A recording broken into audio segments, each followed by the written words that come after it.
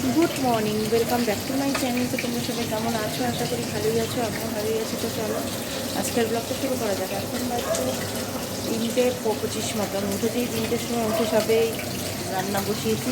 দেখো ভাত বসিয়েছি, এদিকে দেখো মাছ ভাজা হচ্ছে, আর এখানে দেখো জল গরম হচ্ছে। তো মাছগুলো ভাজা হচ্ছে, হলুদ মাখা এটা রান্না করবো শিম আলু দিয়ে।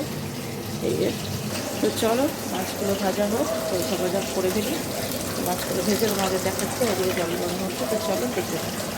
দেখো মাছ ভাজা হয়ে গেছে, রাঁধুনি ফোড়ন দিয়ে দিয়েছি।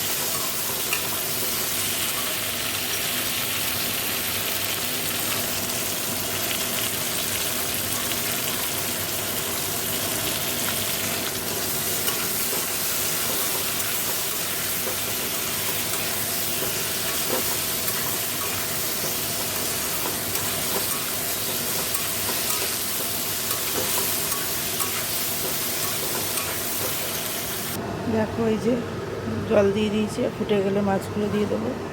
দেখো এই যে আমার মাছের ঝোলটা রেডি। আর এখানে দেখো আমি একটু চাটনি বসিয়েছি।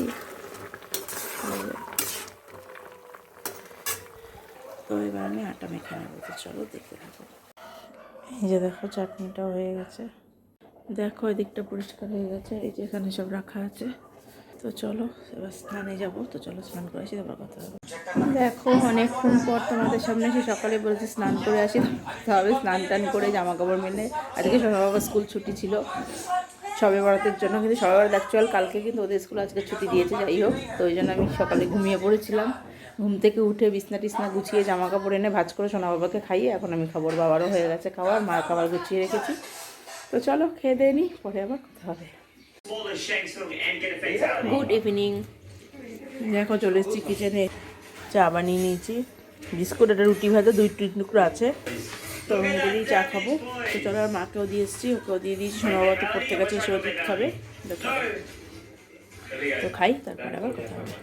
দেখো চাটা খেয়ে বাসন কোসন মেজে নিয়ে পেঁয়াজ, শুকনো লঙ্কা, কালো জিরে ফোড়ন দিয়ে বিট ভাজলাম পেঁয়াজ কুচি দিয়ে। এটাই ডিনার। এর সাথে করেছিলাম সকালে পরোটা, আমাদের দেখানো হয়নি। এই যে হলো পরোটা। তো চলো, তো আজকের ব্লগটা আমি এখানে শেষ করছি। ভালো থেকো, সুস্থ থেকো, গুড নাইট।